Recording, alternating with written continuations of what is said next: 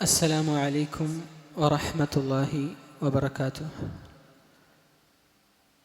إن الحمد لله نحمده ونستعينه ونستغفره ونعوذ بالله من شرور أنفسنا ومن سيئات أعمالنا. اللهم صل على محمد وعلى آل محمد كما صليت على إبراهيم وعلى آل إبراهيم إنك حميد مجيد. عباد الله اتقوا الله. الحمد لله. Sheikh Salih അസ്സിന്ദി ഹഫിളഹുള്ളയുടെ മറാഖി അൽവാഇ എന്ന ഗ്രന്ഥത്തിൻ്റെ തുടർ പരമ്പരയിലാണ് നാം ഉള്ളത്. അല്ലാഹു സുബ്ഹാനഹു വ തആല നമ്മുടെ ഈ ഒരു ഇരുത്തം സ്വാലിഹായ കർമ്മമായി സ്വീകരിക്കുമാറാകട്ടെ. അല്ലാഹുമ്മ ആമീൻ. സൂചിപ്പിക്കപ്പെട്ടതുപോലെ തന്നെ അഭിപ്രായ ഭിന്നത സൂക്ഷ്മമായി പറഞ്ഞു കഴിഞ്ഞാൽ പണ്ഡിതന്മാർക്കിടയിലെ അഭിപ്രായ ഭിന്നത,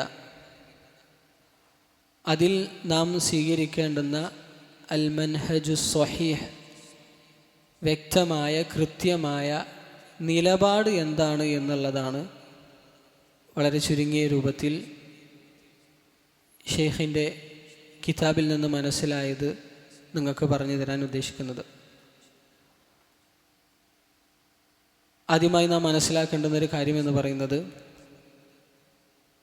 എല്ലാ വിശ്വാസികളുടെയും മേൽ ബാധ്യതയായിട്ടുള്ള ഒരു കാര്യം എന്ന് പറയുന്നത് ഹക്ക്, സത്യം തേടുക എന്നുള്ളതാണ്. സത്യം തേടുക എന്നുള്ളതായിരിക്കണം നമ്മുടെ മനസ്സിലുണ്ടാകേണ്ടുന്ന നീയത്ത്. ഏതൊരു മസയിലയിലേക്ക് നാം അടുക്കുമ്പോഴും, അത് ഖിലാഫുള്ളതാകട്ടെ അല്ലാത്തതാകട്ടെ, അതിനോടടുക്കുമ്പോൾ നമ്മുടെ മനസ്സിലുണ്ടാകേണ്ടുന്ന നീയത്ത് സത്യം അറിയുക എന്നുള്ളത്, എന്താണ് അള്ളാഹും റസൂലും പറഞ്ഞത് എന്ന് മനസ്സിലാക്കുക എന്നുള്ളതായിരിക്കണം നമ്മുടെ നീയത്ത്. നമ്മുടെ നാടുകളിൽ ഒരുപാട് ആളുകൾ ഇസ്ലാമിനെ കുറിച്ച് തെറ്റിദ്ധരിപ്പിക്കുന്നുണ്ട്. ഒരുപാട് അഭിപ്രായ ഭിന്നതയുള്ള ഒരു മതമാണ് ഇസ്ലാം എന്ന് പറഞ്ഞുകൊണ്ട് മുസ്ലിം നാമധാരികളായ ആളുകൾ വരെ ഈ ഒരു വിഷയത്തിൽ ഏറെ പരീക്ഷിക്കപ്പെട്ടുകൊണ്ടിരിക്കുകയാണ്. ഒരുപാട് അഭിപ്രായ ഭിന്നതകൾ ഇസ്ലാമിലുണ്ട്. ഒരു മസലയിൽ തന്നെ 4ഉം 5ഉം അഭിപ്രായങ്ങൾ ഉണ്ട് എന്നൊക്കെ പറഞ്ഞുകൊണ്ട് ഇസ്ലാമിനെ കളിയാക്കുന്നവർ ഒരു കൂട്ടത്തുണ്ടായിരിക്കെ തന്നെ ഇസ്ലാമിലുള്ള മുസ്ലിങ്ങളായ ആളുകൾ അവരുടെ മനസ്സിൽ തന്നെ ചില സംശയങ്ങൾ ചില നേരത്ത് തോന്നും. ഈമാനിൻ്റെ കുറവ് കൊണ്ട് ചില നേരത്ത് ചില സംശയങ്ങൾ തോന്നും. എന്താണ് ഇത്രയും അഭിപ്രായ വ്യത്യാസങ്ങൾ? ഇസ്ലാമാണല്ലോ, ഹക്കായ ദീനാണ്, എങ്ങനെയാണ് ഇത്രയും അഭിപ്രായ വ്യത്യാസങ്ങൾ അതിൽ വന്നത് എന്നുള്ളത്? ഇതെല്ലാം വളരെ വ്യക്തമായി മനസ്സിലാക്കുന്ന ഒരു ഏരിയയാണ് നാം ഇന്ന് ചർച്ച ചെയ്യുന്നത്. പ്രിയമുള്ളവരെ, ഖിലാഫ്, അഭിപ്രായ ഭിന്നത എന്നുള്ളത് അത് ഒരു പ്രാപഞ്ചിക വ്യവസ്ഥയാണെന്ന് മനസ്സിലാക്കുക നിങ്ങൾ. അതെന്തായാലും സംഭവിക്കും. അത് ദീനിൻ്റെ വിഷയത്തിൽ മാത്രമല്ല. ഇപ്പോൾ ഏത് ഏരിയ എടുത്ത് പരിശോധിച്ച് നോക്കുകയാണെങ്കിലും, ഇപ്പോൾ ഡോക്ടേഴ്സ്, അവരുടെ ഇടയിൽ അഭിപ്രായ വിന്യാസമുള്ള ഒരുപാട് മസലകളുണ്ട്, ഒരുപാട് ഏരിയകളുണ്ട്. എൻജിനീയർമാരാകട്ടെ, ചാർട്ടേഡ് അക്കൗണ്ടുമാരാകട്ടെ, ഏത് ഏരിയ ആണെങ്കിലും അവരുടേതായ ഭാഗത്ത് അഭിപ്രായ വ്യത്യാസമുള്ള ഒരുപാട് ഭാഗങ്ങളുണ്ട്. അത് ഒരു പ്രാപഞ്ചിക വ്യവസ്ഥയാണെന്ന് മനസ്സിലാക്കുക. അതല്ലാതെ ദീനിൽ മാത്രമുള്ള വലിയ എന്തോ ഒരു സംഭവമല്ല എന്ന് മനസ്സിലാക്കുക നിങ്ങൾ. ദീനിനെ കുറ്റം പറയാൻ മാത്രമുള്ള ഒന്നല്ല എന്ന് മനസ്സിലാക്കുക. എല്ലാ ഏരിയകളിലും അതുണ്ട്. അതൊരു പ്രാപഞ്ചികമായ വ്യവസ്ഥയാണ്. ദീനിൽ എന്തുകൊണ്ടത് വന്നു എന്നുള്ളതിൻ്റെ ഹിക്മത്ത് ഇൻഷാ അല്ലാ നമ്മൾ വിശദീകരിക്കുകയാണ് ഇൻഷാ അല്ലാ. അതുപോലെ തന്നെ രണ്ടാമതായി നാം മനസ്സിലാക്കേണ്ടുന്ന വളരെ പ്രധാനപ്പെട്ടൊരു കാര്യമെന്ന് പറയുന്നത്, ഖിലാഫ് സംഭവിക്കുക എന്നുള്ളത് അതൊരിക്കലും ദീനിലേക്ക് നമ്മൾ മടക്കരുത്. അഥവാ മതത്തിൽ ഒരുപാട് അഭിപ്രായ ഭിന്നതകൾ എന്ന് മനസ്സിലാക്കരുത്. വളരെ പ്രധാനപ്പെട്ടൊരു പോയിൻ്റാണ്, പ്രത്യേകം മനസ്സിലാക്കുക. മതത്തിൽ ഒരുപാട് അഭിപ്രായ ഭിന്നതകൾ എന്ന് മനസ്സിലാക്കുന്നതിലുപരി നമ്മൾ മനസ്സിലാക്കേണ്ടത് മതത്തിലുള്ള തെളിവുകൾ അത് ഖുർആനാകട്ടെ സുന്നത്താകട്ടെ അതിൻ്റെ താഴേക്കുള്ളത് എന്തോ ആകട്ടെ, അത് ഉലമാക്കൾ പണ്ഡിതന്മാർ അതിനെ സമീപിക്കുമ്പോൾ ഉണ്ടായ വ്യത്യാസങ്ങൾ. അതായത് നമുക്കറിയാം എല്ലാവർക്കും ഒരേപോലെ അല്ല അള്ളാഹ് ചിന്തയും ബുദ്ധിശക്തിയും ഒക്കെ കൊടുത്തിട്ടുള്ളത്, സ്വാഭാവികം, അറിയാലോ. എല്ലാവർക്കും വ്യത്യസ്തമാണ്. അതുകൊണ്ട് തന്നെ ഓരോരുത്തരും പ്രമാണത്തെ സമീപിക്കുമ്പോൾ ഉണ്ടാകുന്ന ആ ഒരു വ്യത്യാസമാണ് നമുക്ക് കാണാൻ സാധിക്കുക. അതല്ലാതെ ദീനിൽ മതത്തിൻ്റെ ഉള്ളിലുള്ള പ്രമാണങ്ങളുടെ ഛിന്ന ഭിന്നമായതോ അതല്ലെങ്കിൽ അതിൻ്റെ ഖിലാഫോ അല്ല എന്നുള്ളത് പ്രത്യേകം മനസ്സിലാക്കേണ്ടുന്ന ഒരു പോയിൻ്റാണ്. മതത്തിലുള്ള തെളിവുകളുടെ വ്യത്യാസമല്ല ഇത്, നേരെ മറിച്ച് ആ തെളിവുകളെ പണ്ഡിതന്മാർ സമീപിക്കുമ്പോൾ, അതിനെ മനസ്സിലാക്കുമ്പോൾ, ഗവേഷണം ചെയ്യുമ്പോൾ അവരുടെ ഓരോരുത്തരുടെയും ബുദ്ധിശക്തിയും ഗ്രാഹ്യതയും ഇതൊക്കെ പരിഗണിച്ചുകൊണ്ടുണ്ടാകുന്ന വ്യത്യാസമാണ്. അതുപോലെ തന്നെ ഒരു നിലക്ക് പറയുമ്പോൾ ഈ പ്രമാണങ്ങൾ നമുക്കറിയാം, മനുഷ്യന്മാർ ഖുലിഖൽ ഇൻസാനു ലഈഫ, നമ്മൾ ദുർബലരാണ്, എല്ലാതും നമുക്ക് മനസ്സിലായിക്കൊള്ളണമെന്നില്ല, അങ്ങനെ ഒരു വാശിയില്ലല്ലോ, എല്ലാതും മനസ്സിലായിക്കൊള്ളണമെന്നില്ല. ദീനിൻ്റെ എല്ലാ തെളിവുകളും അത് അതേപോലെ തന്നെ നമുക്ക് ക്യാച്ച് ചെയ്യാൻ പറ്റിക്കൊള്ളണമെന്നില്ല. അപ്പോൾ ഈ കൂട്ടത്തിൽ തന്നെ ഞാൻ ഈ ഒരു ഭാഗം സ്പീഡിലാണ്ട് വായിച്ചു കഴിഞ്ഞാൽ എത്ര ആൾക്ക് പെട്ടെന്ന് ഇത് ക്യാച്ച് ചെയ്യാൻ പറ്റും? ചിലവർക്ക് അത് എന്താണെന്ന് മനസ്സിലാവും, ചിലവർക്ക് ഹർഫം ബി ഹർഫ് അർത്ഥം പറയാൻ പറ്റും, ചിലവർക്കൊന്നും മനസ്സിലാവില്ല. അതായത് ഓരോരുത്തർക്കും ഓരോ ബുദ്ധിശക്തിയും ഗ്രാഹ്യതയാണ് അള്ളാഹ് കൊടുത്തിട്ടുള്ളത്. അതുപോലെ തന്നെ ഓരോ പ്രമാണങ്ങൾക്ക് ഓരോരോ സ്റ്റെപ്പുകളുണ്ട്. ഖുർആനാകട്ടെ സുന്നത്താകട്ടെ നമ്മൾ കേട്ടിട്ടുണ്ടാവും, ഖത്ഇയ്യു സുബൂത്ത്, അതുപോലെ തന്നെ ലന്നിയ്യു സുബൂത്ത് എന്നുള്ള ഓരോ ഗ്രേഡുകളുണ്ട്. അതിനനുസരിച്ച് പ്രമാണങ്ങളെ മനസ്സിലാക്കുന്നിടത്തും മാറ്റങ്ങൾ വരും. ഇതൊക്കെയാണ് ഈ ഖിലാഫിനുള്ള പ്രധാനപ്പെട്ട കാരണങ്ങൾ എന്ന് പറയുന്നത്. അതല്ലാതെ മതത്തിൻ്റെ പ്രശ്നമല്ല, അതുപോലെ തന്നെ മതത്തിലുള്ള പ്രമാണങ്ങളുടെ പ്രശ്നമല്ല എന്നുള്ളൊരു അടിസ്ഥാനം നിങ്ങൾ പ്രത്യേകം മനസ്സിലാക്കി വെക്കേണ്ടതുണ്ട്. അതോടൊപ്പം തന്നെ ആമുഖമായിക്കൊണ്ട് അല്ലാതെ നമ്മൾ മനസ്സിലാക്കേണ്ടുന്ന ഒരു കാര്യമെന്ന് പറയുന്നത്, ദീൻ എപ്പോഴും പ്രോത്സാഹിപ്പിക്കുന്ന ഒരു കാര്യമാണ് ഖിലാഫില്ലാതെ എല്ലാവരും ഐക്യപ്പെട്ടു നിൽക്കുക എന്നുള്ള കാര്യം. അതാണ് ദീൻ എപ്പോഴും പ്രോത്സാഹിപ്പിക്കപ്പെടുന്ന ഒരു കാര്യം. വഅ്തസിമു ബിഹബിലില്ലാഹി ജമീഅ എന്ന് അല്ലാഹു സുബ്ഹാനഹു വ തആല പറഞ്ഞല്ലോ. എപ്പോഴും ഐക്യപ്പെട്ടു നിൽക്കുക എന്നുള്ളതിനെയാണ് ദീൻ ഏത് സമയത്തും പ്രോത്സാഹിപ്പിച്ചിട്ടുള്ളത്. അതല്ലാതെ ഖിലാഫിനെയല്ല എന്നുള്ളത് പ്രത്യേകം നിങ്ങൾ മനസ്സിലാക്കുക. മാത്രമല്ല, മാക്സിമം കഴിവിൻ്റെ പരമാവധി ഖിലാഫ്, അഭിപ്രായ ഭിന്നത ഇല്ലാതാക്കുക, ഒഴിവാക്കുക എന്നുള്ളതാണ് ദീനിൻ്റെ നിലപാടും എന്നുള്ളത് നിങ്ങൾ പ്രത്യേകം മനസ്സിലാക്കുക. അതുപോലെ തന്നെ വളരെ പ്രധാനപ്പെട്ട ഒരു ഭാഗമാണ് പ്രിയമുള്ളവരെ, എന്താണ് ഈ ഖിലാഫ്, പണ്ഡിതന്മാർക്ക് ഇടയിൽ ഈ ഖിലാഫ് ഉണ്ടാകാനുള്ള കാരണങ്ങൾ എന്നുള്ളത് നോട്ട് ചെയ്യാം. കഴിയുന്നവർ നോട്ട് ചെയ്യാം, അല്ലാത്തവർ മനസ്സിൽ കുറിച്ച് വെക്കുക. അഥവാ ഞാൻ എണ്ണി പറയുകയാണെങ്കിൽ ഒന്നാമത്തെ കാരണം എന്ന് പറയുന്നത് ഞാൻ നേരത്തെ സൂചിപ്പിച്ചതുപോലെ തന്നെ അല്ലാഹു സുബ്ഹാനഹു വ തആല ഓരോരുത്തരെയും സൃഷ്ടിച്ചിട്ടുള്ളത് ദവിയ ഖുദ്റാത്തിൻ അഖലിയ്യത്തിൻ മുഖ്തലിഫ, അഥവാ ഓരോരുത്തർക്കും ഓരോരോ കഴിവുകളാണ്, ബുദ്ധിശക്തികളാണ്. അതുപോലെ തന്നെ ഓരോരുത്തർക്കും ചിന്താശക്തി വ്യത്യാസമുണ്ട്, അവരുടെ ബുദ്ധിശക്തി വ്യത്യാസം ഞാൻ നേരത്തെ സൂചിപ്പിച്ചല്ലോ. അതുകൊണ്ട് തന്നെ അവർ ഇതിനെ മനസ്സിലാക്കുമ്പോൾ, ഇതിനെ ഫഹ്മ് ചെയ്യുമ്പോൾ അതിനനുസരിച്ചുള്ള വ്യത്യാസങ്ങൾ, അഭിപ്രായങ്ങൾ വരും. അവർ എന്ന് പറയുമ്പോൾ പണ്ഡിതന്മാർ, അതിന് യോഗ്യരായ പണ്ഡിതന്മാർ, നമ്മളെക്കുറിച്ചല്ല പറയുന്നത് കേട്ടോ, അതിന് യോഗ്യരായ പണ്ഡിതന്മാർ അതിനെ സമീപിക്കുമ്പോൾ അതിലുള്ള വ്യത്യാസം, അവരുടെ ചിന്തകൾ, ബുദ്ധിശക്തി ഇതിനൊക്കെ അനുസരിച്ച് മാറ്റം വരും. അതാണ് ഇതിലുള്ള ഒന്നാമത്തെ കാരണമായി മനസ്സിലാക്കേണ്ടത്. രണ്ടാമത്തെ കാരണം എന്ന് പറയാൻ ഞാൻ നേരത്തെ പറഞ്ഞല്ലോ, ഈ പ്രമാണങ്ങൾ. അതിന് ഒന്ന് വിശദീകരിച്ച് പറയുകയാണെന്നുണ്ടെങ്കിൽ അല്ലാഹു സുബ്ഹാനഹു വ തആല പറഞ്ഞു ലിദ്ദക്കരി, ശ്രദ്ധിച്ച് മനസ്സിലാക്കണം, ലിദ്ദക്കരി മിസ്ലു ഹദ്ദിൽ ഉൻസയൈൻ, ലിദ്ദക്കരി മിസ്ലു ഹദ്ദിൽ ഉൻസയൈൻ എന്ന് പറയുന്ന ഖുർആനിൻ്റെ വാചകം. അഥവാ പുരുഷന് സ്ത്രീയുടെ ഡബിളാണ് എന്ന് അനന്തരാവകാശത്തിൽ പറയുന്ന ഒരു ഭാഗം, അനന്തരാവകാശത്തിൻ്റെ ഒരു ഭാഗം എപ്പോഴും അതുപോലെയല്ല പുരുഷനുണ്ടാവുക, എന്നാൽ അതിൻ്റെ ഒരു ഭാഗം അങ്ങനെയാണ്. ഇതിൽ നിന്ന് ക്ലിയറാണ് പുരുഷൻ്റെ ഓഹരി എത്രയെന്നുള്ളത് വളരെ ക്ലിയറാണ്. ഇതിൽ പറയുന്ന ഒരു പേരാണ് ഖത്ഇയ്യു ദലാല എന്ന് പറയും. ഇത് വളരെ വ്യക്തമാണല്ലോ. ഈ ആയത്തിൽ നിന്ന് എന്താണ് ഉദ്ദേശം എന്നുള്ളത് വളരെ വ്യക്തമാണ്. അഭിപ്രായ വ്യത്യാസത്തിന് വകുപ്പൊന്നുമില്ല, വളരെ ക്ലിയറാണ്. എന്നാൽ ചില തെളിവുകൾ നിങ്ങൾ ശ്രദ്ധിച്ചു നോക്കുക. ആ വ്യത്യാസം മനസ്സിലാവാൻ വേണ്ടിയിട്ടാണ് ഞാൻ ആ ഉദാഹരണം പറയുന്നത്. ചില തെളിവുകൾ റസൂലുള്ളാഹി സ്വല്ലല്ലാഹു അലൈഹി വസല്ലം പറഞ്ഞു, ലാ സ്വലാത ലിമൻ ലം യഖറ ബിഫാത്തിഹത്തിൽ കിതാബ്, ഫാത്തിഹ ഓതാത്തവന് നമസ്കാരമില്ല എന്ന് പറഞ്ഞു കഴിഞ്ഞാൽ എന്താ അതിൻ്റെ ഉദ്ദേശം? ഇപ്പോൾ ഉദാഹരണം പറഞ്ഞാൽ അൽഹംദുലില്ലാഹി റബ്ബിൽ ആലമീൻ എന്ന് ഓതിയാൽ ഞാൻ ഓതിയത് എന്തുതന്നെയാണ്? ഫാത്തിഹ തന്നെയാണല്ലോ. ഫാത്തിഹ തന്നെയാണ് ഓതിയത്. പക്ഷെ അത് പൂർത്തീകരിച്ച് ഓതിയോ? ഇല്ല. ഫാത്തിഹ ഓതി എന്ന് പറഞ്ഞൂടെ? പറയാം. അപ്പോൾ ഈ ഹദീസ് പ്രകാരം ഒരാൾ ഫാത്തിഹ ഓതി വെച്ചാൽ മതിയോ, അതല്ല പൂർണ്ണമായിട്ട് ഓതണോ എന്നുള്ളത് ഒന്ന് ചർച്ച ചെയ്യേണ്ട വിഷയമാണ്. എന്നുള്ളൊരു ലന്നിയായൊരു രൂപം അവിടെ ഉണ്ട്.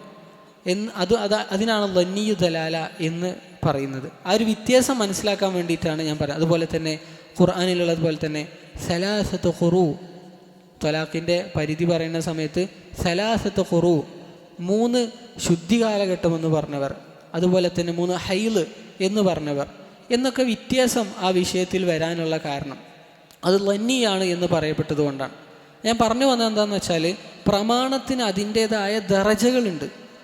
എല്ലാ പ്രമാണവും ഒരേ അച്ചിലിട്ട് വാർക്കരുത്. പ്രമാണത്തിന് ഓരോന്നിനും അതിൻ്റേതായ രൂപമുണ്ട്. അപ്പോൾ അതിനനുസരിച്ച് കൊണ്ട് തന്നെ അഭിപ്രായ വ്യത്യാസങ്ങൾ വന്നേക്കാം. അപ്പോൾ ഇതൊക്കെ അറിഞ്ഞുകൊണ്ട് വേണം ഇസ്ലാമിനെതിരെ ഒരാക്ഷേപങ്ങൾ ഉന്നയിക്കുമ്പോൾ എന്നുള്ളത് നമ്മൾ പ്രത്യേകം മനസ്സിലാക്കേണ്ടുന്ന ഒരു കാര്യമാണ്. അതുപോലെ തന്നെ വളരെ പ്രധാനപ്പെട്ട മറ്റൊരു ഭാഗത്തിലേക്കാണ് നാം പ്രവേശിക്കുന്നത്. നമ്മൾ കൃത്യമായി മനസ്സിലാക്കി വെക്കാം. അഥവാ ഈ ദീനിൽ ഇത്തരം അഭിപ്രായ ഭിന്നതകൾ വരാനുള്ള ഹിക്മത്ത്, യുക്തി എന്താണെന്ന്, യുക്തിയില്ലാത്ത യുക്തിവാദികൾ ചോദിച്ചുകൊണ്ടിരിക്കുന്ന ഒന്നാണല്ലോ, എന്താണ് ഇതിൻ്റെ ലോജിക്, എന്താണ് ഇതിൻ്റെ യുക്തി എന്നുള്ള കാര്യം. അപ്പോൾ നമ്മളിതൊന്ന് മനസ്സിലാക്കി വെക്കാം, ജസ്റ്റ് ഒന്ന് മനസ്സിലാക്കി വെക്കാം.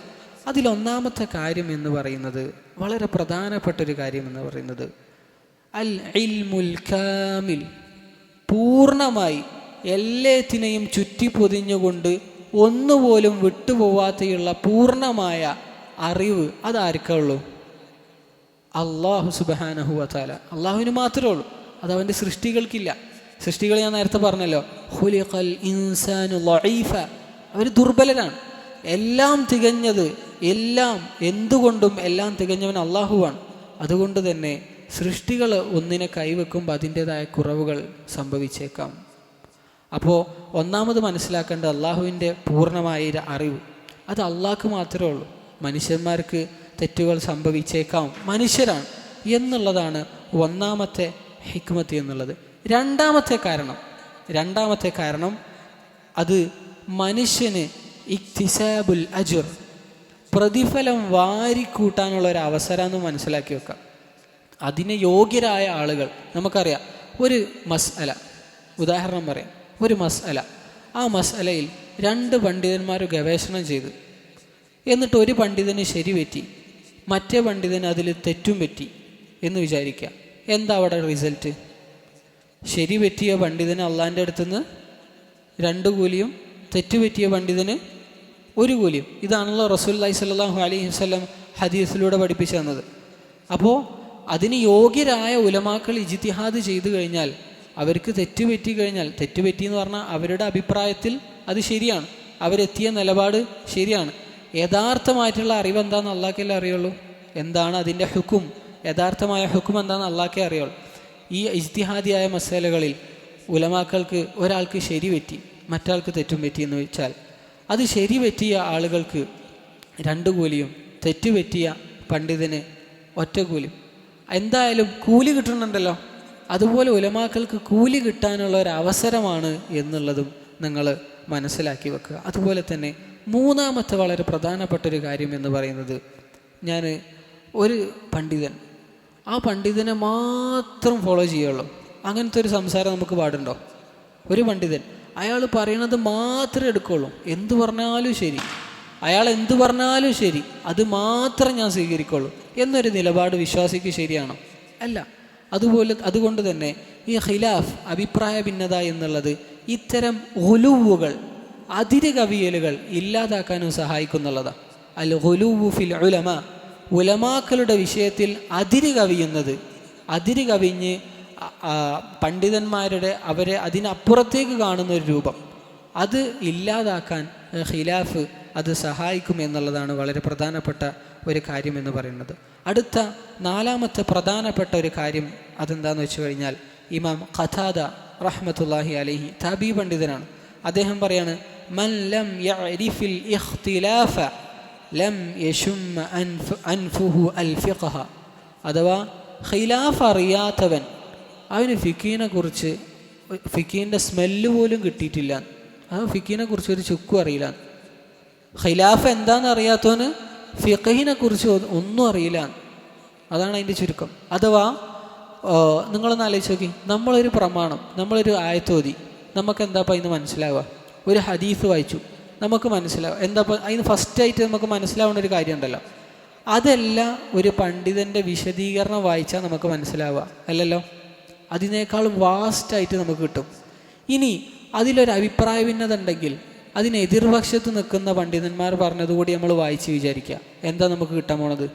കുറച്ചും കൂടി വിശാലമായിട്ട് കിട്ടൂലേ? സംശയമില്ലല്ലോ. അതുപോലെ വിശാലമായ രൂപത്തിൽ ദീനിനെ മനസ്സിലാക്കാൻ, വിശാലതയുള്ളവർക്ക് വിശാലമായി മനസ്സിലാക്കാനുള്ള ഒരു അവസരം കൂടിയാണ് ഈ ഖിലാഫ് എന്ന് പറയുന്നത്. ഇത്തരം ഒരുപാട് ഹിക്മത്തുകൾ ഈ ഒരു ഖിലാഫിൻ്റെ പിന്നിൽ ഉണ്ട് എന്നുള്ളത് നിങ്ങൾ പ്രത്യേകം മനസ്സിലാക്കുക. ഇനി മറ്റൊരു പ്രധാനപ്പെട്ട ഏരിയ, ഞാൻ വേഗം ആ ഒരു പോയിന്റ് മാത്രം ഇങ്ങനെ പറഞ്ഞു പോവാണ്. മറ്റൊരു പ്രധാനപ്പെട്ട ഒരു ഏരിയ എന്ന് പറഞ്ഞു കഴിഞ്ഞാൽ പ്രത്യേകം ശ്രദ്ധിക്കേണ്ടുന്ന ഒരു ഏരിയ കൂടിയാണ്. അഥവാ എങ്ങനെ ഉലമാക്കളുടെ അഭിപ്രായ ഭിന്നത വരുന്ന സമയത്ത് അതിനെ നമ്മൾ എങ്ങനെ കൈകാര്യം ചെയ്യും, അതിനെ കൈകാര്യം ചെയ്യുന്ന മാനദണ്ഡം എന്താണ്, ലവാബിത്ത് എന്താണ് എന്നുള്ളതാണ് നമ്മൾ ചർച്ച ചെയ്യാൻ പോകുന്നത്. അതിൽ ആദ്യമായിട്ട് നമ്മൾ മനസ്സിലാക്കേണ്ടുന്നൊരു കാര്യം, ഈ ഖിലാഫ്, ഈ അഭിപ്രായ ഭിന്നത അത് ഏത് വിഷയത്തിലാണുള്ളത്? അഖീദയായ വിഷയത്തിലാണോ? അഖീദയുടെ വിഷയത്തിലാണോ? തൗഹീദിൻ്റെ വിഷയത്തിലാണോ? അല്ല, അതിലല്ല. ഫിഖഹിയായ വിഷയത്തിലാണ്. അഖീദയുടെ വിഷയത്തിൽ അടിസ്ഥാനപരമായ വിശ്വാസ കാര്യങ്ങളിൽ അഭിപ്രായ വ്യത്യാസമില്ല. അതിലെല്ലാ ഉലമാക്കളും ഇത്തിഫാഖാണ്, അഭിപ്രായ വ്യത്യാസമില്ല. നേരെ മറിച്ച് ഇവിടെ അഭിപ്രായ വ്യത്യാസം എന്ന് പറയപ്പെടുന്നത് മസായിൽ ഇജ്തിഹാദിയ, ഫിഖഹിയായ മസലകളാണ്, അഥവാ കർമ്മപരമായ മസലകളാണ് എന്നുള്ളത് ആദ്യം മനസ്സിലാക്കുക. അത് പ്രധാനപ്പെട്ടൊരു പോയിൻ്റാണ്, അത് മാറിപ്പോവാൻ പാടില്ല. ഇനി രണ്ടാമത്തെ ഒരു കാര്യം എന്ന് പറയുന്നത്, ഈ ഖിലാഫ് അത്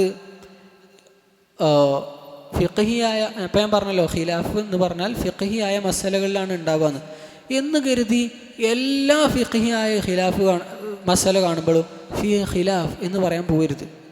അങ്ങനെ പൊതുവായൊരു സ്വഭാവം നമുക്കുണ്ട്, അത് മാറ്റണം. ഫിഖഹിയായിട്ട് എന്തൊരു മസല കണ്ടാലും നമ്മളൊന്ന് കേട്ട് കഴിഞ്ഞാൽ നമ്മളപ്പോൾ പറയും ഖിലാഫ്, അതിൽ അഭിപ്രായ വ്യത്യാസം, അങ്ങനെ പറയാൻ പോകരുത്. എത്രയോ ഐക്യകണ്ഠേന അഭിപ്രായപ്പെട്ട ഒരുപാട് മസലകൾ ഫിഖഹിൻ്റെ ഏരിയകളിലുണ്ട്, ഒരുപാട്. ചില ഏരിയകളിലാണ് ഇത്തരം അഭിപ്രായ വ്യത്യാസങ്ങൾ വന്നിട്ടുള്ളത് എന്ന് നമ്മൾ മനസ്സിലാക്കുക. അതുകൊണ്ട് തന്നെ ആ ഒരു അബദ്ധം നമുക്ക് വരരുത്. എന്ത് കേട്ടാലും ഖിലാഫ് എന്നുള്ളൊരു വിഷയം നമ്മളെ വായന്ന് വരരുത്. നേരെ മറിച്ച് ഫിഖഹിയായ ഒരുപാട് മസലകൾ, മുത്തഫഖൻ ആയ ഒരുപാട് മസലകളുണ്ട് എന്നുള്ളത് നമ്മൾ പ്രത്യേകം മനസ്സിലാക്കേണ്ടുന്ന ഒരു കാര്യമാണ്. അതുപോലെ തന്നെ ഞാൻ നേരത്തെ പറഞ്ഞല്ലോ, ലൈസ, ഇതൊരു കായികയാണ്, എല്ലാവരും ഒന്നും മനസ്സിലാക്കി വെച്ചോൾ. ലൈസ കുല്ലു മുജ്തഹിദിൻ മുസീബ, ലൈസ കുല്ലു മുജ്തഹിദിൻ മുസീബ. എല്ലാ ഇജ്തിഹാദ് ചെയ്യുന്ന വ്യക്തികൾക്കും ശരി പറ്റിക്കൊള്ളണമെന്നില്ല. എല്ലാവർക്കും ശരി പറ്റിയപ്പോൾ ഖിലാഫ് ഉണ്ടാവില്ലല്ലോ, എല്ലാവർക്കും ശരി പറ്റിക്കൊള്ളണമെന്നില്ല. മാത്രമല്ല വലികുല്ലി മുജ്തഹിദിൻ നസീബുൻ, വലികുല്ലി മുജ്തഹിദിൻ നസീബുൻ, ശരി പറ്റിയാലും തെറ്റു പറ്റിയാലും ഓൻ മുജ്തഹിദിൻ്റെ ഇജ്തിഹാദിൻ്റെ ദറജയിലെ പണ്ഡിതനാണോ, അവൻ അള്ളാഹിൻ്റെ അടുത്ത് നിന്ന് നസീബുണ്ട്. നസീബും മിൻ അള്ളാഹ്, അള്ളാഹിൻ്റെ അടുത്ത് നിന്ന് കൂലിയുണ്ട്. അവനതിന് യോഗ്യനായ പണ്ഡിതനാണ്. അവന് പഠിച്ചതനുസരിച്ചിട്ടാണ് അവന് ഇജ്തിഹാദ് നടത്തിയത്. അതുകൊണ്ട് തന്നെ ഈ ഒരു കാര്യം കൂടിയും നമ്മൾ കൂട്ടത്തിൽ മനസ്സിലാക്കി വെക്കാം. അതുപോലെ തന്നെ ഇനി മറ്റൊരു മാനദണ്ഡം എന്ന് പറയുന്നത് ഉലമാക്കളുടെ അഭിപ്രായ വ്യത്യാസം. ശരിക്കും മനസ്സിലാക്കുക, ഉലമാക്കളുടെ അഭിപ്രായ വ്യത്യാസം. ഇഖ്തിലാഫുൽ ഉലമാ യദുല്ലു അലാ ഇത്തിഫാഖിഹിം, വളരെ പ്രധാനപ്പെട്ടൊരു പോയിന്റ് കേട്ടോ.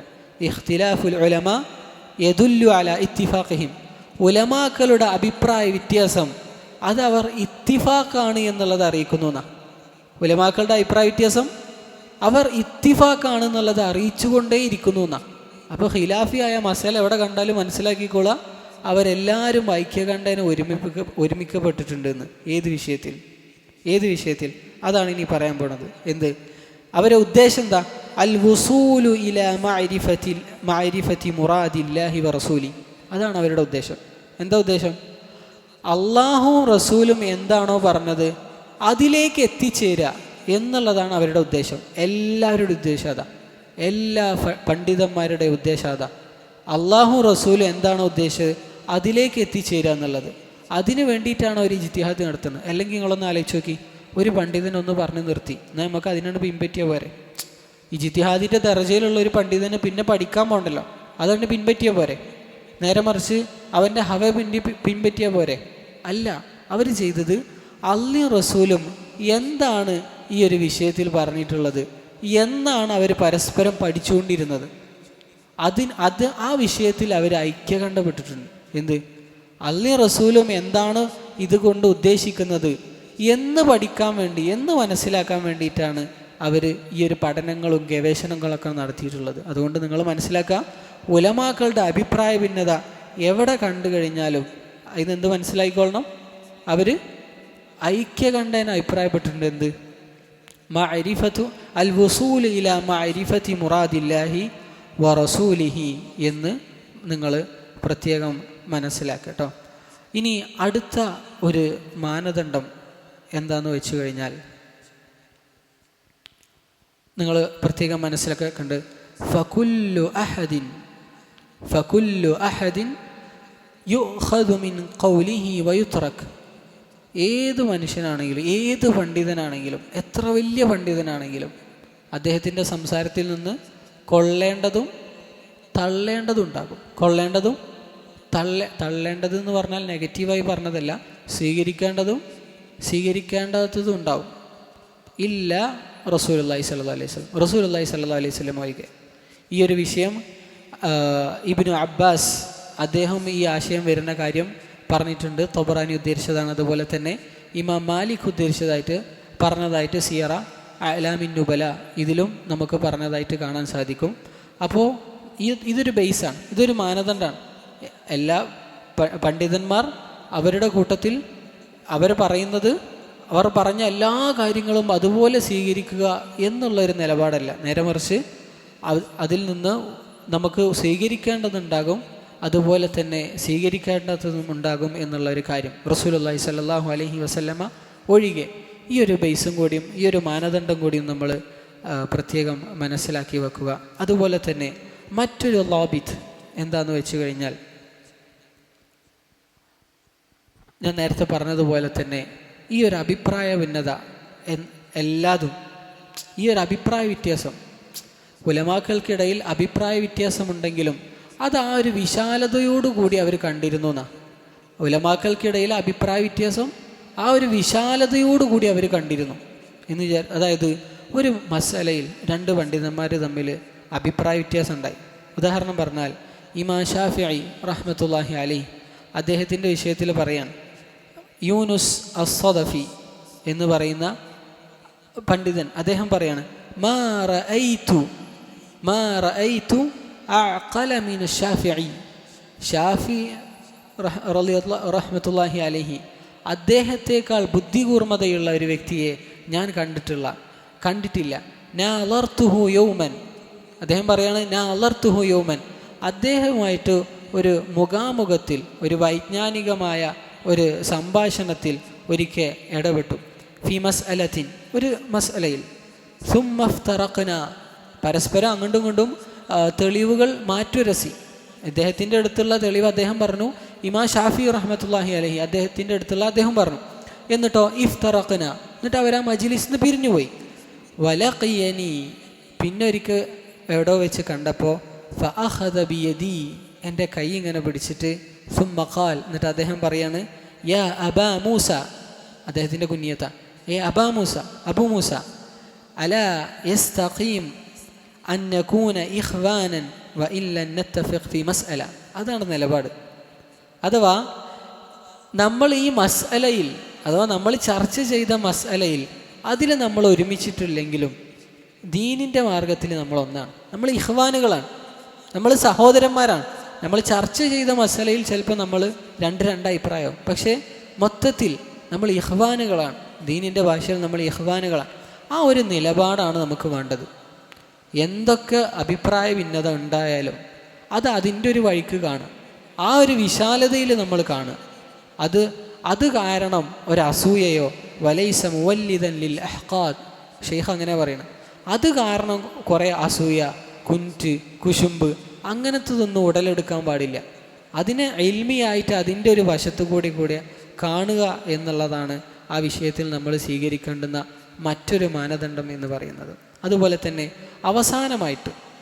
അവസാനമായി ഒരു മാനദണ്ഡം കൂടി പറഞ്ഞിട്ട് ആ ഒരു ഏരിയ ഞാൻ അവസാനിപ്പിക്കുകയാണ്. അഥവാ നമ്മൾ പ്രത്യേകം മനസ്സിലാക്കേണ്ട ഒരു കാര്യം, ഇദാ സബത ദലീലുൻ സ്വഹീഹുൻ വാളിഹു ദലാല, ശ്രദ്ധിക്കുക, ഒരു തെളിവ് വളരെ വ്യക്തമായി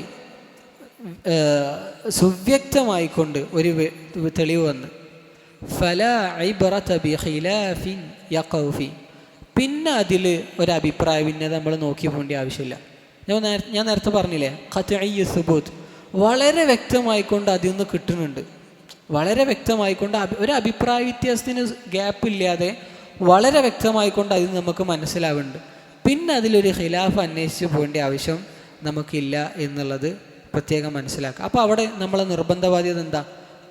മുസ്ലിം ഇത്തിബാഉ ദലീൽ വ ഇത്റാഹു മാ ഖാലഫഹു, അഥവാ തെളിവെന്താണോ, നമുക്ക് ബോധ്യപ്പെട്ട വ്യക്തമായ തെളിവെന്താണോ അത് പിൻപറ്റുക.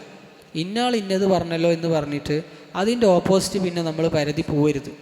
ദലീൽ എവിടെയാണോ ഉള്ളത്, തെളിവ് എവിടെയാണോ ഉള്ളത്, അവിടെ നിലകൊള്ളുക എന്നുള്ളതാണ് ആ വിഷയത്തിൽ അവസാനമായി നമ്മൾ മനസ്സിലാക്കേണ്ടുന്ന മാനദണ്ഡം എന്ന് പറയുന്നത്. ഇനി മറ്റൊരു ഏരിയയിലേക്ക്, വളരെ രസകരമായ ഒരു ഏരിയയിലേക്കാണ് ഇൻഷാ അല്ലാഹ് ഞാൻ നിങ്ങളെ ശ്രദ്ധ ക്ഷണിക്കുന്നത്. അഥവാ നമ്മളെല്ലാവർക്കും സ്വാഭാവികമായിട്ടുണ്ടാകുന്ന ചില സംശയങ്ങൾ, അത് ഷെയ്ഖ് വളരെ രസകരമായി കൊണ്ട് ഇതിൽ അവതരിപ്പിച്ചിട്ടുണ്ട്. വളരെ ശ്രദ്ധിച്ച് നിങ്ങൾ കേൾക്കുക. അഥവാ ഒന്നാമത്തെ ഒരു കാര്യം എന്താണെന്ന് വെച്ച് കഴിഞ്ഞാൽ, ഒരു മസല അതിൽ ഖിലാഫ് സംഭവിച്ചു, അഥവാ ഖിലാഫിയായ ഒരു മസല, ഇജ്തിഹാദിയായ ഒരു മസല, അതിൽ സ്വീകരിക്കേണ്ടുന്ന നിലപാട് എന്ന് പറയുമ്പോൾ വ്യത്യസ്ത അവസ്ഥകളാണ്.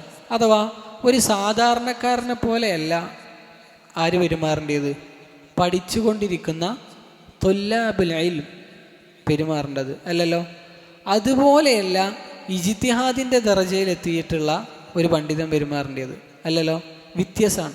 മൂന്നും വളരെ വിശദമായിക്കൊണ്ട് വളരെ രസകരമായിക്കൊണ്ട് ഷെയ്ഖ് പറയുന്നുണ്ട്. മൂന്നവസ്ഥയിലും എന്ത് ചെയ്യണം എന്നുള്ളത്. ആദ്യത്തെ അവസ്ഥ, ഒരു ആമി, ഒരു സാധാരണക്കാരൻ, ഒരു സാധാരണ നാട്ടുമ്പുറത്തൊരു മനുഷ്യൻ, ഈ ഒരു അഭിപ്രായ വ്യത്യാസം അവൻ്റെ മുന്നിലേക്ക് വന്നു കഴിഞ്ഞാൽ അദ്ദേഹം എന്ത് ചെയ്യണം? അദ്ദേഹത്തിൻ്റെ മേൽ ബാധ്യതയായ കാര്യം എന്താ? സുആലു അഹ്ലിൽ ഇൽം, അറിവുള്ളവരോട് ചോദിച്ച് മനസ്സിലാക്കുക. അതേ ഓപ്ഷനുള്ളൂ. എന്താണ്? അറിവുള്ളവരോട് ചോദിച്ച് മനസ്സിലാക്കുക. തെളിവെന്താ? ഫസ്അലു അഹ്ല ദിക്ർ ഇൻ കുൻതും ലാ തഅലമൂൻ, സൂറത്തുൻ നഹ്ൽ. അഥവാ അറിവുള്ളവരോട് ചോദിച്ച് മനസ്സിലാക്കുക. നിങ്ങൾക്ക് അറിയാത്ത കാര്യമാണോ, നിങ്ങൾ അറിവുള്ളവരോട് ചോദിച്ച് മനസ്സിലാക്കുക എന്ന് പറയുമ്പോൾ അറിവില്ലാത്ത ആമി സാധാരണക്കാരെന്താ ചെയ്യേണ്ടത്? അറിവുള്ള പണ്ഡിതന്മാരോട് ചോദിച്ച് മനസ്സിലാക്കുക. അപ്പോൾ അവിടെ മറ്റൊരു ചോദ്യം ശ്രദ്ധിക്കുക. മറ്റൊരു ചോദ്യം ഇദ്ദേഹം ചോദിച്ച് അദ്ദേഹത്തിൻ്റെ നാട്ടിൽ 2 പണ്ഡിതന്മാരുണ്ട് വിചാരിക്കാം. അദ്ദേഹത്തിൻ്റെ അടുക്കൽ സ്വീകാര്യയോഗ്യരായ 2 പണ്ഡിതന്മാരുണ്ട്. ഈ 2 പണ്ഡിതന്മാരും 2 അഭിപ്രായം പറഞ്ഞു വിചാരിച്ചു. അപ്പം എന്ത് ചെയ്യും? ഈ പാവം എന്ത് ചെയ്യും? ഈ പാവം സാധാരണക്കാരെന്ത് ചെയ്യും? നമ്മൾ പറഞ്ഞു അറിവുള്ളവരോട് ചോദിക്കുക. ഇയാളാണെങ്കിൽ പോണ വഴിക്ക് 2 ആൾക്കാരോട് ചോദിക്കുകയും ചെയ്തു. 2 ആൾക്കാരും 2 അഭിപ്രായം പറഞ്ഞു. അപ്പോൾ ഈ സാധു എന്ത് ചെയ്യും? നമ്മൾ മനസ്സിലാക്കേണ്ടുന്നൊരു കാര്യം ഞാൻ നേരത്തെ പറഞ്ഞല്ലോ, അയാളുടെ മനസ്സിലുണ്ടാവേണ്ട നിയ്യത്ത് എന്താ? നമ്മളെ മനസ്സിലൊക്കെ ഉണ്ടാവേണ്ട നിയ്യത്ത് എന്താ? അൽ വസൂലു ഇലൽ ഹഖ്, സത്യത്തിലേക്ക് എത്തുക എന്നുള്ളതായിരിക്കണം നമ്മളെ നിയ്യത്ത്. ബാക്കിയൊക്കെ പടച്ചു എളുപ്പാക്കി തരും. ഇനി രണ്ടാമത് അയാൾ ചെയ്യേണ്ടുന്ന ഒരു കാര്യം, ഈ 2 പണ്ഡിതന്മാരും പറഞ്ഞല്ലോ, അദ്ദേഹം പോണ വഴിക്ക് കണ്ട 2 പണ്ഡിതന്മാർ, ഇവർ പറഞ്ഞ 2 അഭിപ്രായങ്ങൾ, അതിൻ്റെ തെളിവുകൾ നോക്കുക. തെളിവുകൾ മാറ്റി ഉരസാൻ, അത് തമ്മിൽ താരതമ്യം ചെയ്യാൻ കഴിവുള്ള സാധാരണക്കാരനാണെങ്കിൽ അയാൾക്കത് നോക്കിയിട്ട് അതിൽ അദ്ദേഹത്തിന് ശരിയായത് തോന്നിയത് തിരഞ്ഞെടുക്കാം.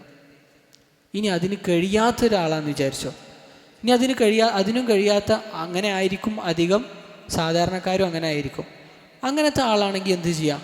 അദ്ദേഹത്തിൻ്റെ അടുക്കൽ ഏറ്റവും കൂടുതൽ സ്വീകാര്യോഗ്യനായ പണ്ഡിതൻ ആരാണ് നോക്കുക. 2 ആൾക്കാരോട് ചോദിച്ചു. 2 ആൾക്കാരിലും ഏത് ആളാണോ അദ്ദേഹത്തിൻ്റെ അടുക്ക് കൂടുതൽ സ്വീകാര്യോഗ്യനായിട്ടുള്ളത് അയാൾ പറഞ്ഞത് എടുക്കുക എന്നുള്ളതാണ് അയാൾക്കുള്ള ഓപ്ഷൻ. ഇനി ഇയാൾ പറയാം, സാധാരണക്കാരൻ പറയാം, 2 ആളും എനിക്ക് ഒരുപോലെയാണ്, അങ്ങോട്ടും ഇങ്ങോട്ടും ഇല്ല, 2 ആളും ഒരുപോലെയാണ് എന്ന അഭിപ്രായമാണെങ്കിൽ എന്താ ചെയ്യുക? അവിടെ ഷെയ്ഖ് പറഞ്ഞത് എന്താണെന്ന് വെച്ചാൽ, മൂന്നാമതൊരാളെടുത്ത് പോവുക. മൂന്നാമതൊരാളെടുത്ത് പോയിട്ട് എന്താ ചെയ്യേണ്ടതെന്ന് വെച്ചാൽ, മൂന്നാമത്തെ അഭിപ്രായം ചോദിക്കുകയല്ലേ ചെയ്യാം. ഈ 2 അഭിപ്രായം പറഞ്ഞില്ലേ, ഈ 2 അഭിപ്രായത്തിൽ ഏതാ സ്വീകരിക്കേണ്ടതെന്നൊരു അഭിപ്രായം ആ മൂന്നാമത്തെ ആളോട് ചോദിക്കുക. എങ്ങനെ?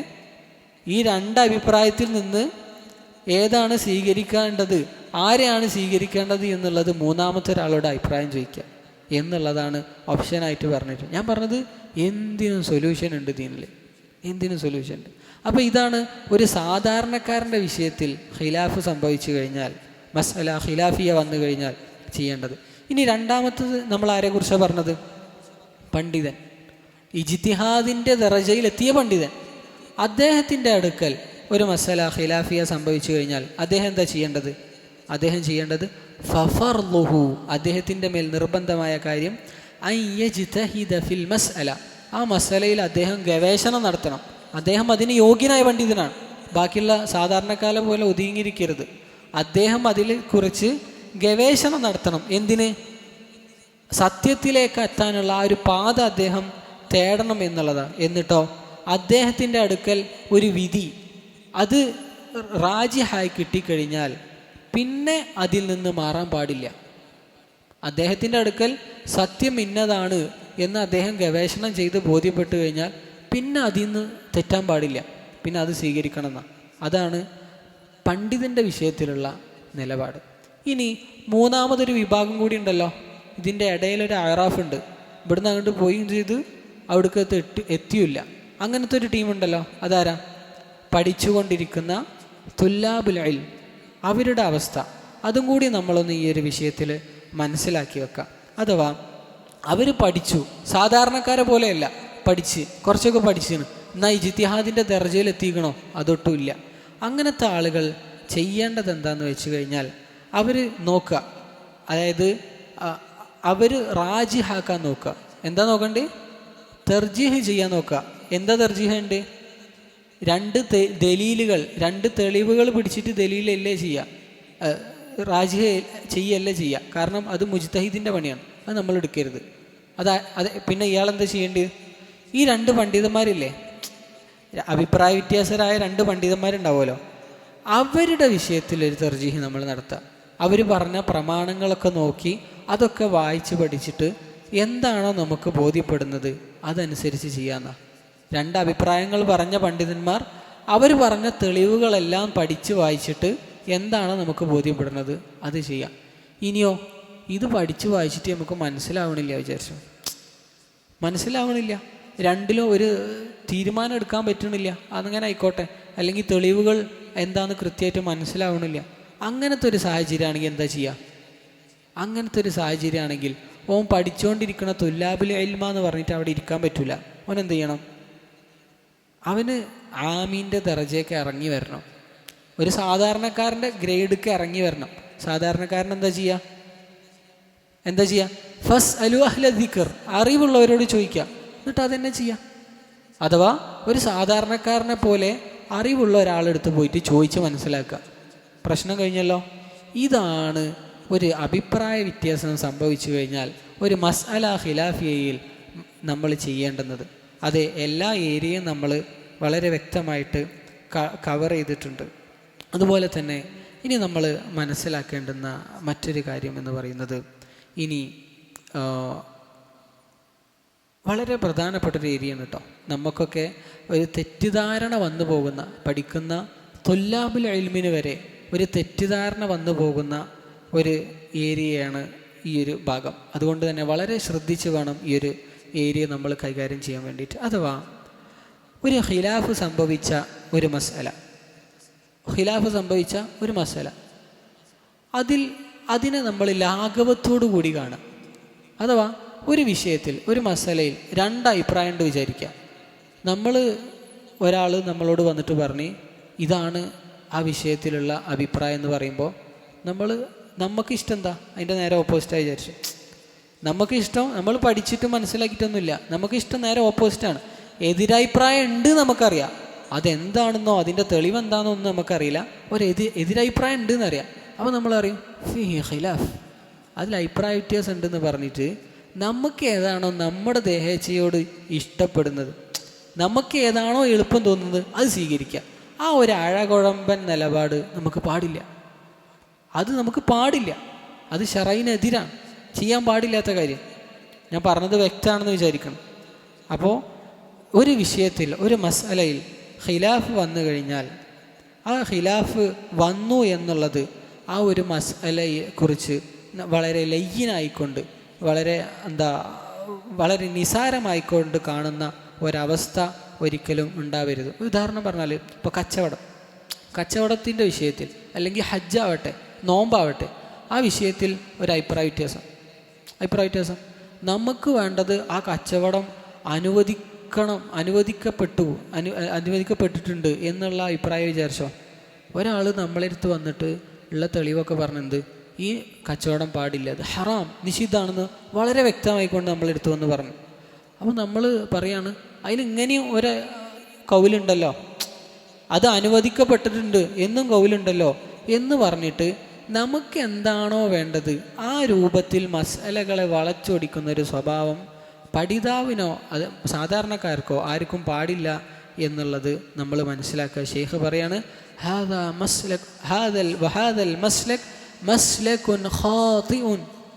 വളരെ അപകടമാണ്.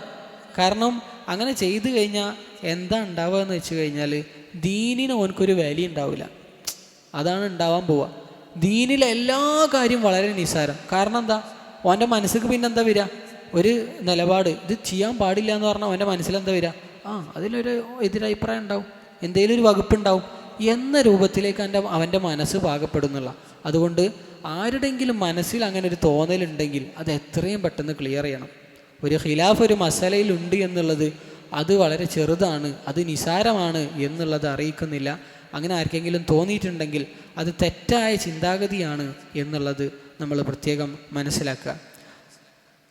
ഇമാം ഇബ്നു അബ്ദുൽ ബർ അദ്ദേഹത്തിൻ്റെ ജാമിഉ ബയാനിൽ ഇൽമി വ ഫളി എന്ന് പറയുന്ന ഗ്രന്ഥത്തിൽ പറയുന്നതായിട്ട് നമുക്ക് കാണാൻ സാധിക്കും. സുലൈമാൻ അത്തൈമി എന്നുള്ള താബി പണ്ഡിതൻ അദ്ദേഹം പറയാണ്, ലൗ അഖത്ത ബിറുഖ്സതി കുല്ലി ആലിമിൻ, അഥവാ എല്ലാ പണ്ഡിതന്മാരെയും നമ്മൾ എടുക്കുക. എങ്ങനെ ഒരു വ്യക്തി എങ്ങനെ എടുക്കുക? അയാൾ പറഞ്ഞ ഇളവ് മാത്രം പോയി പെറുക്കി എടുക്കും. അവനാവശ്യമുള്ള ഇളവുകൾ മാത്രം തപ്പി പെറുക്കി എടുക്കും. അങ്ങനെ എടുത്തു കഴിഞ്ഞാൽ ഇജ്തമഅ ഫീക ശർറു കുല്ലു, ഉള്ള ഷെറ് ഒന്നാകെ എൻ്റെ ജീവിതത്തിൽ വരും. അതിനോണ്ട് ഷെറേ ഓനക്ക് ഉണ്ടാവുള്ളൂ എന്നുള്ളത് എന്ന് സുലൈമാൻ അത്തൈമി പറഞ്ഞത് ഇമാം ഇബ്നു അബ്ദുൽ ബർ അദ്ദേഹത്തിൻ്റെ ജാമിഉ ബയാനിൽ ഇൽമി ഫളി എന്ന ഗ്രന്ഥത്തിൽ പറയും. അതിനുശേഷം ഷെയ്ഖ് ഇബ്നു അബ്ദുൽ ബർ അദ്ദേഹം പറയാണ്, ഹാദാ ഇജ്മാഉൻ ലാ അഅലമു ഫീഹി ഖിലാഫ, അഥവാ അതൊരു ഇജ്മാ ഉള്ള അഭിപ്രായമാണ്. എന്ത്? എല്ലാ റുഖ്സ എന്ന് പറഞ്ഞാൽ നമുക്ക് യാത്ര ചെയ്യുമ്പോൾ 4 ഉള്ളത് 2 ആക്കി നിസ്കരിക്കുക, അത് റുഖ്സല്ലേ? ആ റുഖ്സല്ല ഇവിടുത്തെ ഉദ്ദേശം, ആ റുഖ്സല്ല ഉദ്ദേശം. അതായത് എല്ലാ മസല കേൾക്കുമ്പോഴും അതിന് ഓൻക്ക് ഏതാണോ എളുപ്പം, അവൻ്റെ മനസ്സിന് ഏതാണോ തൃപ്തികരം, അത് നോക്കിയെടുക്കുക. ദീനല്ല നോക്കുക, അള്ളാഹു റസൂല് എന്താണ് പറഞ്ഞത് എന്നുള്ള ഹക്ക് മനസ്സിലാക്കാനല്ല നോക്കുക. നേരെ മറിച്ച് അവൻ്റെ മനസ്സിൽ ഏതാണോ ശരിയായിട്ട് തോന്നുന്നത്, അവന് ഏതാണോ ഇഷ്ടം, അവൻ്റെ സാഹചര്യത്തിനോട് ഏതാണോ യോജിച്ചത്, അത് തിരഞ്ഞു പോയി പെറുക്കിയെടുക്കുക. ആ ഒരു സ്വഭാവം, അതുകൊണ്ട് ഷർറേ ഉണ്ടാവുള്ളൂ എന്ന് ഉലമാക്കൾ, പണ്ഡിതന്മാർ, മുൻകഴിഞ്ഞ സച്ചരിതരായ പണ്ഡിതന്മാർ നമുക്ക് പറഞ്ഞതായി കാണാൻ സാധിക്കും. അതുകൊണ്ട് ആ ഒരു വിഷയം നമ്മൾ നല്ലോണം ശ്രദ്ധിക്കണമെന്ന് പ്രത്യേകം സൂചിപ്പിക്കണം. അതുപോലെ തന്നെ ഷെയ്ഖ് ഒരു ഖായിദ ഇവിടെ പറയുന്നത് പ്രത്യേകം നിങ്ങൾ ശ്രദ്ധിക്കുക, വളരെ ഗൗരവത്തിൽ കാണേണ്ടുന്ന ഒരു കാര്യമാണ്. അഥവാ ഫൽ മുതഖർരിറു ഇൻദ അഹ്ലിൽ ഇൽം അന്ന തതബ്ബുഅ അർ-റുഖസി, അഥവാ ഈ ഇളവുകൾ ഇങ്ങനെ ഓരോരുത്ത് പോയിട്ട് ഇങ്ങനെ നമ്മൾ തപ്പിയെടുക്കുക, ഇളവ് മാത്രം നോക്കുക, ദീനല്ല നോക്കുക, ഈ ഇളവുകൾ മാത്രം നോക്കിയെടുക്കാതെ ഇല്ലാ യഖഉ ഇല്ലാ ലാ യഖഉ ഇല്ലാ മിമ്മൻ ഹാന അലൈഹി ദീനു, അഥവാ ദീനിനെ ഒരു വില കുറച്ച് കാണുന്ന, നിസാരമായി കാണുന്ന ആൾക്കേ അങ്ങനെ കഴിയുള്ളൂ എന്നാ. ദീനിനൊരു വിലയില്ലാതെ കാണുന്ന ആളുകൾക്ക് അത്തരത്തിൽ തോന്നുകയുള്ളൂ എന്ന് അത് പറഞ്ഞു വെക്കുകയാണ്. അതുകൊണ്ട് നമ്മളൊരിക്കലും ആ കൂട്ടത്തിൽ പെടരുത്, അങ്ങനത്തെ ആളുകളുടെ കൂട്ടത്തിൽ നമ്മൾ പെടരുത് എന്ന് പ്രത്യേകം സൂചിപ്പിക്കുകയാണ്. അതുപോലെ തന്നെ നമുക്കറിയാം അല്ലാഹു സുബ്ഹാനഹു വ തആല പ്രത്യേകം നമ്മളോട് വിലക്കിയൊരു കാര്യമാണ് എന്ത്? നിങ്ങളുടെ ഹവയെ നിങ്ങൾ പിൻപറ്റരുത്. ഹവയെ ദീനിൻ്റെ വിഷയത്തിൽ പ്രത്യേകിച്ച് നിങ്ങൾ പിൻപറ്റരുത്. വലാ തത്തബിഇൽ ഹവ, നിങ്ങളുടെ ദേഹേച്ഛയെ പിൻപറ്റരുത്. ഫയുദില്ലക അൻ സബീലില്ലാഹ്, അള്ളാഹുവിൻ്റെ മാർഗത്തിൽ നിന്ന് അത് നിങ്ങളെ തടയും, പഴപ്പിക്കും എന്ന് അല്ലാഹു സുബ്ഹാനഹു വ തആല സൂറത്ത് സ്വാദിൽ പറഞ്ഞതായിട്ട് കാണാൻ സാധിക്കും. അതുകൊണ്ട് നിങ്ങൾ പ്രത്യേകം മനസ്സിലാക്കേണ്ടുന്ന ഒരു കായിക കൂടെ ഷെയ്ഖ് ഇവിടെ സൂചിപ്പിക്കുകയാണ്. അഥവാ അൻ തകൂന അഹ്വാഉന തബഅൻ ലിദീനിന. എന്താണ്? അൻ തകൂന അഹ്വാഉന തബഅൻ ലിദീനിന. നമ്മളെ ദേഹേച്ഛകൾ അത് ഏതിനോട് പിൻപറ്റിയിരിക്കണം? ദീനുമായിട്ട് പിൻപറ്റിയിരിക്കണം. അതല്ലാതെ നേരെ തിരിച്ച് ല അൻ യകൂന ദീനുന തബഅൻ ലി അഹ്വാഇന, നേരെ തിരിച്ചാവരുത്. നേരെ തിരിച്ചുള്ള ഒരവസ്ഥ നമുക്കുണ്ടാവരുത് എന്ന് ഷെയ്ഖ് അവസാനം പറഞ്ഞ് നിർത്തുകയാണ്. അതോടുകൂടി ഷെയ്ഖ് ഈ ഒരു ഭാഗം, വളരെ പ്രധാനപ്പെട്ട ഒരു ഭാഗം അവിടെ അവസാനിപ്പിക്കുകയാണ്. ഇനി അദ്ദേഹം പറയുന്ന മറ്റൊരു ഭാഗം കൂടിയും ഞാൻ നിങ്ങളെ ശ്രദ്ധയിൽപ്പെടുത്തുകയാണ്. അതും വളരെ ഗൗരവമുള്ള ഒരു മസലയാണ് എന്ന് പ്രത്യേകം ഓർമ്മപ്പെടുത്തുകയാണ്. അഥവാ അൽ അഖ്ദു ബിൽ ഐസർ. അതും നമ്മളെ മനസ്സിൽ തെറ്റിദ്ധാരണയുള്ള ഒരു ഏരിയയാണ്. അൽ അഖ്ദു ബിൽ ഐസർ, അൽ അഖ്ദു ബിൽ ഐസർ എന്നുള്ള ഒരു മസല. അഥവാ നമ്മൾ സാധാരണ പറയലുണ്ട് ദീന് വളരെ എളുപ്പമാണ്, ഇല്ലേ? നമ്മൾ കേട്ടിട്ടില്ലേ ദീന് വളരെ എളുപ്പമാണെന്നുള്ളത്? അതിൽ നമ്മൾ പ്രത്യേകം മനസ്സിലാക്കേണ്ടുന്ന ഒരു കായിദ, ഒരു നിയമം എന്താണെന്ന് വെച്ച് കഴിഞ്ഞാൽ മസ്അലതു അൽ അഖ്ദു ബിൽ ഐസർ, എളുപ്പം സ്വീകരിക്കുക എന്നുള്ളൊരു മസല. അവിടെ നമ്മൾ മനസ്സിലാക്കേണ്ടുന്നത് നമ്മളെ ശരീഅത്ത് അത് എളുപ്പം തന്നെയാണ്, ദീൻ എന്നുള്ളത് എളുപ്പം തന്നെയാണ്. പക്ഷേ അതല്ല ദീനിൻ്റെ ലക്ഷ്യം. എല്ലാത്തിലും എളുപ്പം അങ്ങനെ നമ്മൾ വിചാരിക്കരുത്. എന്താണ്? എല്ലാതും എളുപ്പമായിക്കൊള്ളുന്നില്ല. പക്ഷെ ദീൻ എന്നുള്ളത് പൊതുവെ അതൊരു യുസ്ർ, ആരും പ്രയാസപ്പെടുത്തൂല, ആരും ബുദ്ധിമുട്ടിക്കൂല, ആർക്കും അവരെ കൊണ്ട് താങ്ങാത്തത് ദീനെ ഏൽപ്പിക്കൂല. അതൊക്കെ ശരി തന്നെയാണ്. പക്ഷേ ദീനിൻ്റെ ബേസ്, അതിൻ്റെ ലക്ഷ്യം എന്നുള്ളത് വെറും ഈ യുസ്ർ, എളുപ്പം എന്നുള്ളത് മാത്രമല്ല. നിങ്ങൾ പ്രത്യേകം മനസ്സിലാക്കുക. എന്നിട്ട് റസൂലുള്ളാഹി സ്വല്ലല്ലാഹു അലൈഹി വസല്ലമയുടെ ഹദീസ് അത് നിങ്ങൾ പ്രത്യേകം മനസ്സിലാക്കുക. അദ്ദേഹം പറയും, റസൂലുള്ളാഹി പറഞ്ഞല്ലോ, റസൂലുള്ളാഹിൻ്റെ വിഷയത്തിൽ പറഞ്ഞല്ലോ, മാ ഖുയ്യിറ ബൈന അംറൈനി ഇല്ലാ ഇഖ്താറ ഐസറഹുമാ എന്ന് പറഞ്ഞത്. അഥവാ റസൂലുള്ളാഹി സ്വല്ലല്ലാഹു അലൈഹി വസല്ലമക്ക് 2 കാര്യങ്ങൾ വന്നു കഴിഞ്ഞാൽ അതിലേറ്റവും എളുപ്പമായത് റസൂലുള്ളാഹി എടുത്തിരുന്നു എന്നുള്ളത്. അപ്പോൾ എളുപ്പമല്ലേ ദീന് ശരിക്കും? പക്ഷെ നമ്മൾ മനസ്സിലാക്കേണ്ടത് അതിനുള്ള സന്ദർഭമാണെങ്കിൽ എല്ലാ മസലയും യുസ്റായിക്കൊള്ളണമെന്നില്ല, ദീനിലുള്ള എല്ലാതും യുസ്റായിക്കൊള്ളണമെന്നില്ല. നേരെ മറിച്ച് ദീനിലുള്ള ചില ഏരിയകൾ അതിന് യുസ്ർ എടുക്കാൻ തഖീറുള്ള ഓപ്ഷനുള്ള സാഹചര്യമാണെങ്കിൽ, അതാണ് മാ ഖുയ്യിറ ബൈന അംറൈനി ഇല്ലാ ഇഖ്താറ ഐസറഹുമാ എന്ന് പറഞ്ഞാൽ അതാണ് ഉദ്ദേശം. അഥവാ അതെടുക്കാൻ യോജിച്ച ഇഖ്തിയാറുള്ള സാഹചര്യമാണെങ്കിൽ റസൂലുള്ളാഹി സ്വല്ലല്ലാഹു അലൈഹി വസല്ലമ അതെടുത്തിരുന്നു. അതല്ലാതെ എപ്പോഴും റസൂലുള്ളാഹി യുസ്ർ എളുപ്പം എടുത്തിരുന്നു എന്നുള്ള അഭിപ്രായം അത് ശരിയല്ല എന്നുള്ളത് പ്രത്യേകം മനസ്സിലാക്കുക. കാരണം ദീൻ എന്ന് പറഞ്ഞു കഴിഞ്ഞാൽ മഖാം ഇത്തിബാ, പിൻപറ്റുക. അഥവാ അള്ളാഹും റസൂലും പറഞ്ഞ കാര്യങ്ങൾ അതങ്ങനെ പിൻപറ്റുക. അതൊരു പക്ഷേ നമുക്ക് പ്രയാസം തോന്നിയേക്കാം, പ്രത്യക്ഷത്തിൽ പ്രയാസം തോന്നിയേക്കാം. പക്ഷേ അള്ളാഹും റസൂലും പറഞ്ഞോ അത് ഇത്തിബാ ചെയ്യുക. അതായിരിക്കണം ഒരു വിശ്വാസിയുടെ മെൻറ്റാലിറ്റി എന്നുള്ളത് നമ്മൾ പ്രത്യേകം മനസ്സിലാക്കുക. അപ്പോൾ ഷെയ്ഖ് പറയുന്ന പോയിന്റ് യുസ്ർ അഥവാ എളുപ്പം എന്നുള്ളത് അതിന് വേണ്ടിയിട്ടല്ല ഷറ ഉണ്ടാക്കിയിട്ടുള്ളത്. പക്ഷേ ഷറ എളുപ്പമുള്ളതാണ്, യാതൊരു സംശയവുമില്ല, ആരും ബുദ്ധിമുട്ടിക്കില്ല. പക്ഷേ ഷറയിൻ്റെ അൾട്ടിമേറ്റ് എയിം എന്നുള്ളത് എല്ലാ മസലയും എളുപ്പം അങ്ങനത്തെ ഒന്നല്ല എന്നുള്ളത് മനസ്സിലാക്കി. നേരെ മറിച്ച് ഷറയിൻ്റെ ലക്ഷ്യം എന്താ, അൾട്ടിമേറ്റ് എയിം എന്താ? അൽ ഉബൂദിയ്യ, അള്ളാനെ ആരാധിക്കുക. വൽ വുസൂലു ഇലാ മർളാത്തില്ലാഹി അസ്സ വജൽ, അള്ളാനെ തൃപ്തിപ്പെടുത്തുക. അതിനു വേണ്ടിയിട്ട് എന്താണോ ചെയ്യുക അതാണ് ഷറയിൻ്റെ ലക്ഷ്യം എന്നുള്ളത് നിങ്ങൾ പ്രത്യേകം മനസ്സിലാക്കുക. അതാണ് അൽ അഖ്ദു ബിൽ ഐസർ എന്നുള്ള വിഷയത്തിൽ നമ്മൾ കാര്യമായിട്ട് മനസ്സിലാക്കേണ്ടുന്ന ഒരു പോയിന്റ് എന്നുള്ളത്.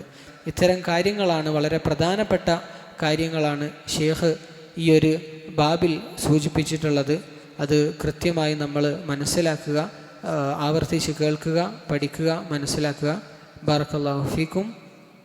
സുബ്ഹാനകല്ലാഹുമ്മ ബിഹംദിക അഷ്ഹദു അല്ലാ ഇലാഹ ഇല്ല അൻത അസ്തഗ്ഫിറുക വഅതൂബു ഇലൈക്. അസ്സലാമു അലൈക്കും വറഹ്മത്തുള്ളാഹി വബറകാതുഹു.